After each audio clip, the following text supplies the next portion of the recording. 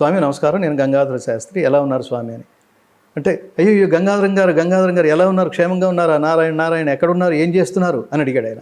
వెంటనే నేను అప్రయత్నంగా నేను ఏం చేస్తున్నారు, నేను క్షేమంగా ఉన్నాను స్వామి, ఏం చేస్తున్నారు అన్నారు కదా, నేను భగవద్గీత చేస్తున్నాను అన్న.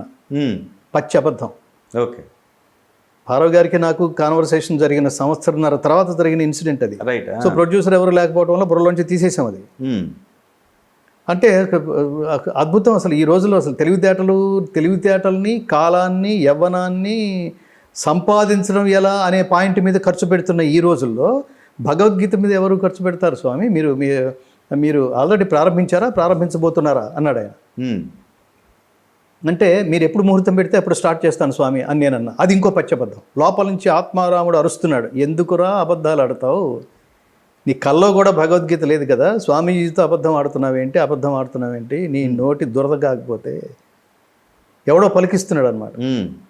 ఇప్పుడు ఆయన మీరు రండి, మీరు ఎక్కడున్నారు స్వామి అని అడిగాను. నేను జూబ్లీ హిల్స్ దేవాలయంలో ఉన్నాను, కొండ మీద అన్నారు ఆయన.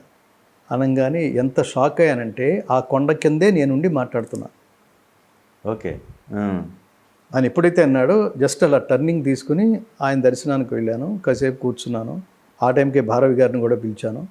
ఒక్క నిమిషం అని వెంటనే పంచాంగం తీసుకుని, రేపు ఏకాదశి, శ్రీకృష్ణుడు భగవద్గీత అర్జునుడికి ఉపదేశించిన రోజు, రేపు చాలా బాగుంది, రేపు 8 గంటలకు పెట్టేసుకోండి, నేను వస్తాను, శుభం, తథాస్తు, విజయీ భవ అనేస్తున్నాడు ఆయన. నాకు బర్రమని బ్లాంక్ అయిపోయి తిరుగుతోంది నాకు. భగవద్గీత వెళ్ళేది బలవంతంగా నా చేత ప్రారంభింపజేస్తున్నారేంటి, థాట్ కూడా లేదు, డబ్బులు లేవు. ఆయన ఎప్పుడైతే అన్నారో ఆయన మొహమాటం, నాకు అసలు మొహమాటం తీవ్రం.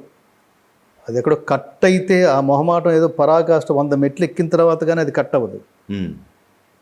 దాంతో నేను ఇంటికి ఫోన్ చేసి, బ్యాంకులో ఎంత ఉన్నాయో చూడు తల్లి అని మా ఆవిడికి ఫోన్ చేస్తే, ఆవిడ ఒక అరగంటలో ఫోన్ చేసి, బ్యాంకులో 13,000 ఉన్నాయి, అది నా బ్యాంక్ బ్యాలెన్సు 13,000. అక్కడ భగవద్గీత ప్రారంభమైంది.